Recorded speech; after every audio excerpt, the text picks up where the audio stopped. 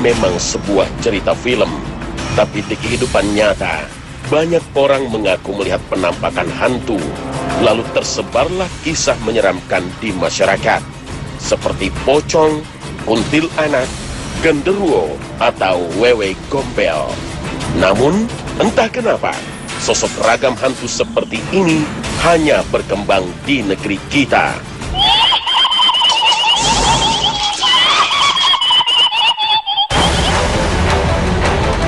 Konon, mereka adalah arwah penasaran yang mendiami sebuah tempat angker. Akhirnya, banyak orang percaya di tempat terjadinya kecelakaan maut, pembantaian, atau lokasi orang gantung diri sering terlihat arwah bergentayangan. Konon, arwah-arwah ini belum diterima di bumi dan ingin kembali ke dunia. Manusia percaya telah memiliki kontrak hidup dengan Sang Maha Pencipta, misalnya 80 tahun. Namun ada kepercayaan yang berlebihan bahwa apabila sebelum mencapai usia itu, tiba-tiba ia mati secara terpaksa karena kecelakaan, dibunuh, atau bunuh diri. Inilah yang menyebabkan arwah gentayangan. Benarkah? Adakah arwah penasaran? Bagaimanakah penjelasan Al-Quran dan hadis Nabi mengenai perkara ini?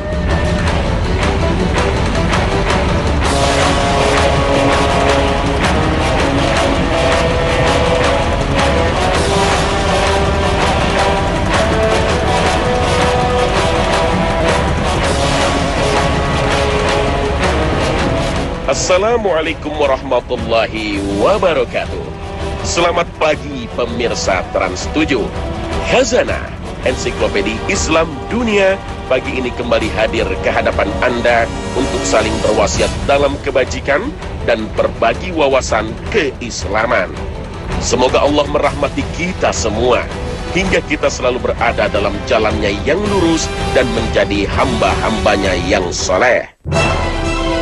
Masih ada orang yang percaya Elvis Presley, raja rock and roll era tahun 70-an, sering terlihat di rumahnya di Memphis, Amerika Serikat.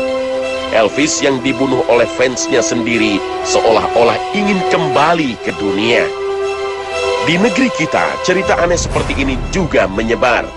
Konon, ada orang yang pernah melihat sosok Nike Ardila yang mati karena kecelakaan mobil pada tahun 1995, atau Alda Risma yang tewas dibunuh di sebuah hotel pada tahun 2006.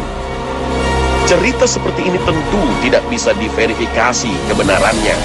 Namun, kita hidup di tengah berbagai mitos yang sering menjebak kita untuk mempercayainya.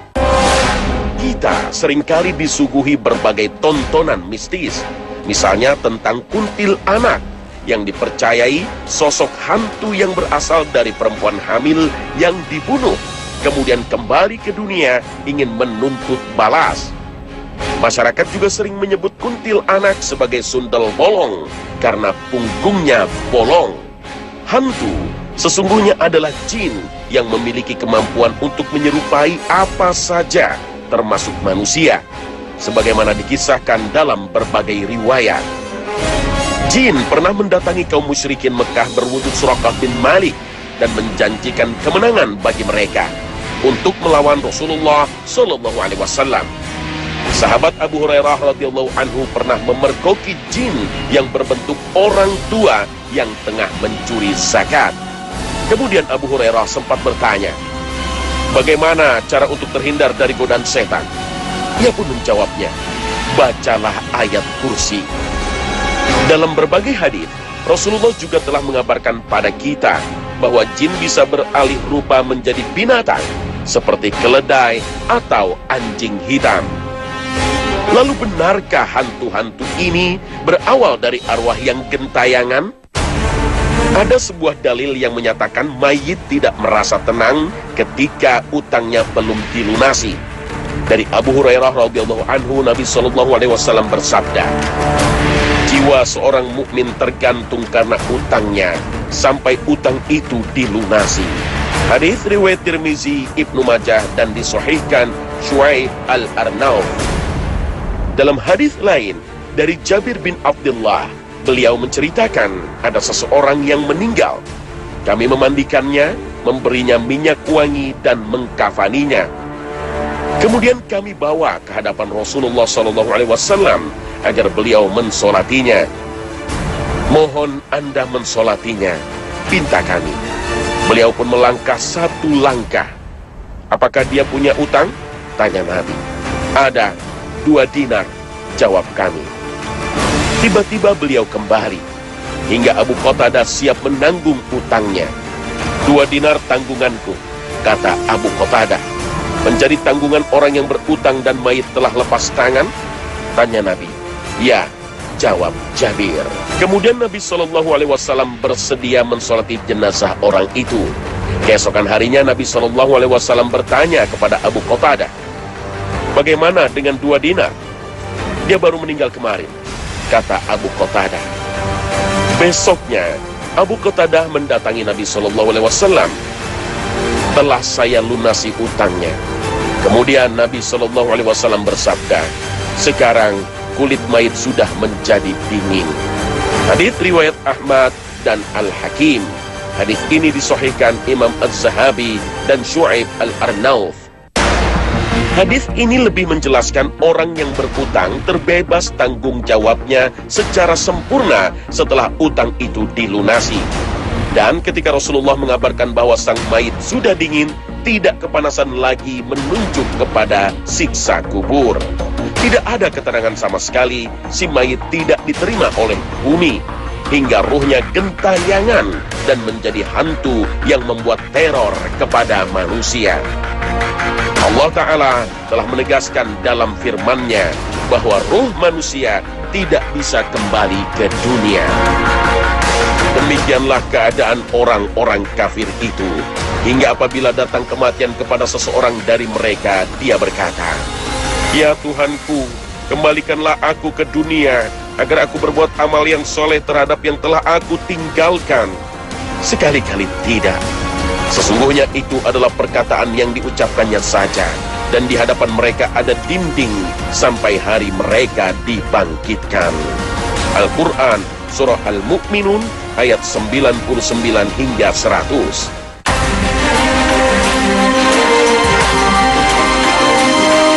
Dalam tafsir Ibnu Katsir dijelaskan bahwa ayat ini menjelaskan tentang permohonan orang-orang kafir untuk dikembalikan ke dunia. Tapi tidak bisa terwujud, karena sebentar lagi mereka akan masuk ke alam kubur. Permohonan untuk kembali ke dunia juga diutarakan oleh orang-orang yang mati syahid berperang di jalan Allah, tapi dalam kondisi yang sangat berbeda. Sebagaimana hadis diriwayatkan dari Jabir bin Abdullah radhiyallahu anhu, beliau menceritakan, suatu hari Rasulullah SAW bertemu denganku. Wahai Jabir, mengapa engkau sedih? Tanya Nabi SAW. Ya Rasulullah, ayahku mati syahid, sementara beliau meninggalkan beberapa anak dan utang. Jawab Jabir, maukah kuceritakan nikmat besar yang Allah berikan kepada ayahmu? Tawar Nabi. Tentu ya Rasulullah, jawab Jabir. Kemudian Nabi SAW bersabda, Allah tidak pernah berbicara dengan seorang pun kecuali di balik tabir. Sementara itu, Allah menghidupkan ayahmu dan berbicara dengannya secara berhadap-hadapan. Allah berfirman, wahai hambaku, mintalah sesuatu kepadaku, pasti ku beri. Ya Allah, hidupkanlah aku kembali di dunia, agar aku bisa berperang di jalanmu untuk kedua kalinya. Jawab hamba. Allah berfirman, telah menjadi ketetapanku sebelumnya bahwa mereka tidak akan dikembalikan ke dunia. Hadis riwayat Tirmizi dan Ibnu Hibban, disahihkan Syu'aib Al-Arnauf. Jika ruh tidak mungkin kembali ke dunia, lalu bagaimana orang yang bermimpi bertemu dengan orang yang telah meninggal?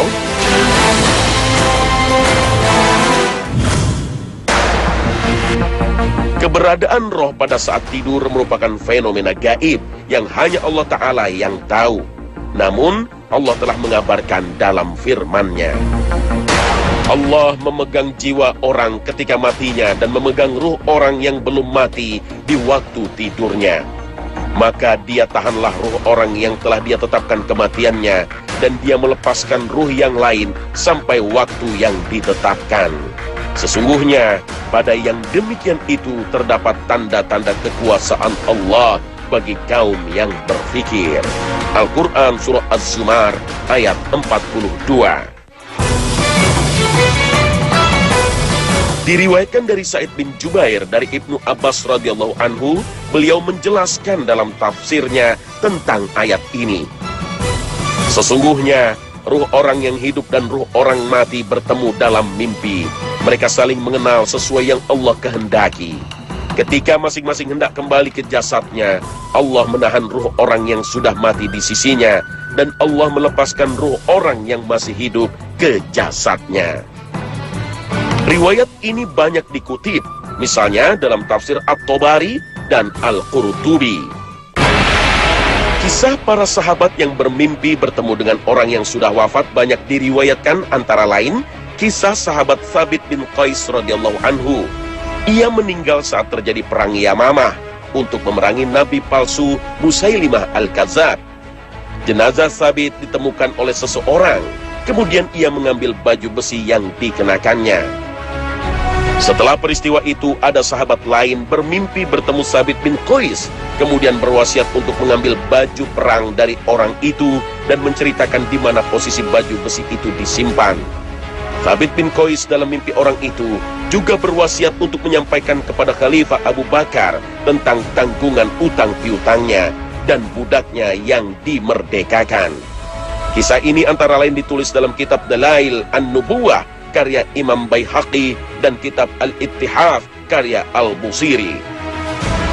Dalam kitab Ar-Ruh, Ibnu Qayyim rahimahullah juga mengutip riwayat Abdullah bin Umar bin Abdul Aziz. Ia mengatakan, "Aku telah melihat ayahku di dalam tidur setelah kematiannya, seakan-akan dia berada di sebuah taman dan memberikan apel-apel kepadaku. Maka aku pun mengambil salah satunya. Aku bertanya, 'Amal apa yang engkau dapati paling utama?' Ayahku menjawab, 'Istighfar.'" Tidak hanya bertemu dalam mimpi, sebagian ulama berpendapat bahwa mayit bisa mengetahui kondisi keluarganya. Dia merasa senang ketika keluarganya dalam kondisi baik, dan dia juga merasa sedih ketika keluarganya dalam kondisi tidak baik. Ada juga yang berpendapat mayit bisa melihat kondisi keluarganya selama 40 hari. Banyak ulama yang menasehati untuk tidak menyibukkan dalam persoalan gaib ini karena tidak memberi banyak manfaat. Lebih baik untuk menunaikan semua tanggungan mayit seperti utangnya, nazarnya, dan wasiatnya, kemudian mendoakannya.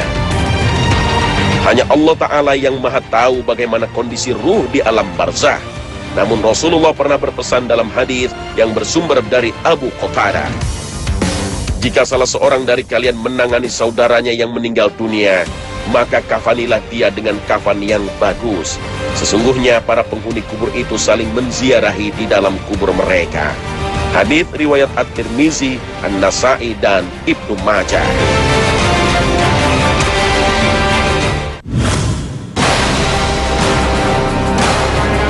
Alam secara garis besar terbagi menjadi 3, yaitu alam dunia, alam barzah, dan alam akhirat. Ketiga jenis alam ini memiliki status dan aturan sendiri. Alam dunia adalah refleksi dari jasad, darul amal, tempat untuk memperbanyak amal. Namun sebaliknya alam barzah adalah refleksi dari ruh, sedangkan jasad sebagai bagiannya. Dan terakhir, alam akhirat atau dar al-qarar adalah alam setelah kebangkitan manusia dari kuburnya untuk mendapatkan balasan di mana jasad dan ruh digabungkan kembali. Kematian atau maut adalah berpisahnya ruh dengan jasad. Dan ketika pemisahan ini terjadi, ruh berada di alam barzah atau alam kubur. Ibarat perjalanan waktu, manusia yang sudah pindah ke alam lain itu tidak akan kembali ke alam semula. Ruh manusia yang sudah pindah ke alam barzah juga tidak akan kembali ke alam dunia. Barzah secara bahasa berarti pembatas antara dua hal. Yang dimaksud adalah pembatas antara alam dunia dengan alam akhirat. Dengan demikian ketika seorang meninggal, berpisah jasad dari ruhnya, maka ia tidak akan kembali ke alam dunia. Sebagaimana dijelaskan dalam Al-Quran, pada hari kiamat nanti orang-orang kafir akan memohon kepada Allah agar dikembalikan lagi ke dunia untuk beramal soleh. Tetapi permintaan itu ditolak oleh Allah. Ada beberapa pendapat tentang keberadaan ruh setelah meninggal hingga hari kiamat. Dari sekian banyak pendapat yang ada, tidak satu pun yang menerangkan bahwa ada ruh yang gentayangan. Ruh orang-orang beriman berada di alam barzah yang luas, yang di dalamnya ada ketenteraman dan rezeki serta kenikmatan. Sedangkan ruh orang-orang kafir berada di barzah yang sempit, yang di dalamnya hanya ada kesusahan dan siksa. Ruh-ruh yang bergentayangan itu sejatinya adalah setan yang melakukan tipu daya dengan menyerupai orang yang sudah meninggal. Setan yang berasal dari bangsa jin tengah memperdaya manusia untuk meyakini bahwa yang mereka lihat adalah ruh dari orang yang mereka kenal sebelumnya, hingga segala permintaannya dituruti. Kita tidak bisa berkomunikasi dengan orang yang sudah meninggal, sekalipun para nabi atau para wali. Dalam Al-Quran dijelaskan bahwa orang yang mati syahid sesungguhnya tidak mati. Allah Ta'ala berfirman, "Janganlah kamu mengira bahwa orang-orang yang gugur di jalan Allah itu mati. Bahkan mereka itu hidup di sisi Tuhannya dengan mendapat rezeki." Al-Quran Surah Ali Imran ayat 169. Dalam sebuah hadis juga diriwayatkan oleh Imam Al-Baihaqi dalam kitabnya Hayat Al-Anbiya fi Quburihim, bahwasanya Rasulullah SAW bersabda, "Para nabi itu hidup di dalam kubur, mereka senantiasa dalam keadaan sholat." Hadis riwayat Al-Baihaqi. Namun keterangan ini tidak menjelaskan bahwa mereka bisa kembali ke dunia dan berkomunikasi dengan manusia. Ayat dan hadis ini lebih menjelaskan kehidupan lain di alam barzah yang dialami para syuhada dan para nabi. Kehidupan yang hakikatnya tidak dapat diketahui kecuali oleh Allah semata. Ketika orang meninggal dunia, ruh manusia melihat bagaimana orang-orang yang masih hidup memperlakukan dirinya. Sebagaimana hadis yang diriwayatkan Abu Sa'id Al-Khudri radhiyallahu anhu, Rasulullah bersabda, "Jika jenazah telah siap, kemudian kaum lelaki memikulnya di atas pundak-pundak mereka, maka jenazah itu orang soleh, ia berkata, 'Segerakanlah aku.' Tetapi jika tidak soleh, ia berkata kepada keluarganya, 'Celaka, akan kalian bawa kemana aku?' Segala sesuatu akan mendengar suaranya selain manusia, dan andaikan manusia mendengarnya, niscaya akan jatuh tersungkur." Hadis riwayat Bukhari. Hadis ini sebenarnya hanya mempertegas tentang siksa dan nikmat kubur. Orang-orang kafir yang meninggal akan mendapatkan siksa kubur. Jadi bagaimana mungkin ia gentayangan di bumi? Begitu pula orang yang beriman dan beramal soleh akan merasakan kenikmatan di alam kubur. Jadi sekali lagi, orang yang kesurupan roh leluhur sesungguhnya adalah tipu daya setan, karena setan diberi kemampuan oleh Allah untuk masuk ke tubuh manusia dan beredar di aliran darahnya. Na'udzubillah minasyaitonir rajim.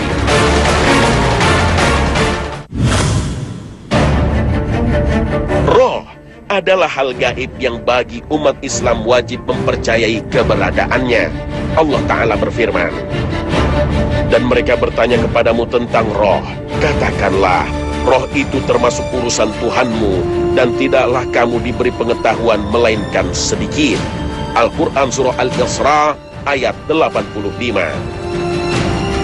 Apa saja yang Allah Ta'ala dan Rasulnya ungkap tentang misteri roh ini? Dalam berbagai ayat, kata roh digandeng dengan diri Allah sebagai bentuk pemuliaan, bukan bagian dari zatnya. Dalam surat Al-Hijr ayat 29 Allah berfirman, Maka apabila aku telah menyempurnakan kejadiannya dan telah meniupkan ke dalamnya roh dariku, maka tunduklah kamu kepadanya dengan bersujud. Roh sejatinya bukanlah nyawa. Terbukti malaikat baru meniupkan roh ke dalam janin pada bulan keempat masa kandungannya. Sedangkan janin sudah hidup di rahim, tumbuh dan berkembang. Jadi roh bukan penyebab kehidupan janin. Sebelum ditiupkan kepada janin, roh lebih dulu mengadakan persaksian di hadapan Allah untuk beriman dan menjalankan perintahnya. Jiwa kadang-kadang menyuruh manusia berbuat kejahatan, sedangkan roh selalu tunduk kepada perintah Allah Azza wa Jalla. Jiwa bisa mengalami sakit, seperti orang yang menderita sakit jiwa, sedangkan roh tidak pernah merasakan sakit. Jiwa merasa bahagia ketika mendapat kenikmatan dunia, sedangkan roh merasa bahagia jika jauh dari kenikmatan dunia. Jiwa gudangnya perasaan, hasrat, dan kadar keimanan, sedangkan roh adalah rahasia kemanusiaan, rahasia kekekalan di akhirat, dan rahasia kesadaran manusia. Jiwa hanya meninggalkan tubuh ketika tubuh telah mati, sedangkan roh dapat meninggalkan tubuh ketika tidur, kemudian kembali ketika terjaga. Ia akan meninggalkan tubuh jika tubuh telah mati. Jiwa akan dihisab pada hari kiamat, sebagaimana dijelaskan dalam surat Al-Mudaththir ayat 38. Tiap-tiap jiwa bertanggung jawab atas apa yang telah diperbuatnya. Sebagian ulama memisahkan antara jiwa dan roh. Roh manusia tidak akan dihisab dan tidak akan mendapat siksa neraka, karena roh bersumber dari cahaya Allah Azza wa Jalla. Allah Ta'ala berfirman, pada hari ketika orang-orang munafik laki-laki dan perempuan berkata kepada orang-orang yang beriman, tunggulah kami supaya kami dapat mengambil sebahagian dari cahayamu. Dikatakan kepada mereka, kembalilah kamu ke belakang dan carilah sendiri cahaya untukmu. Al-Quran Surah Al-Hadid ayat 13. Orang yang bermaksiat dan tidak tunduk kepada perintah Allah telah kehilangan cahaya dari Allah. Inilah yang dicari-cari mereka pada hari akhir kelak. Ruh adalah perkara gaib dan kita hanya diberi sedikit pengetahuan oleh Allah Jalla Jalaluh. Karena itu, sikap terbaik kita serahkan hakikat kebenarannya kepada Allah. Wallahu a'lam. Dan yang terpenting, apa yang kita persiapkan selama di dunia untuk menghadapi hari akhir itu. Pemirsa Khazanah, tak ada cara lain untuk mempersiapkan bekal kita di akhirat kecuali dengan keimanan yang kokoh, hati yang bersih, dan amal soleh. Allahumma salli ala Muhammad. Wabillahi taufiq wal hidayah. Wassalamualaikum warahmatullahi wabarakatuh. Ya Rabbana.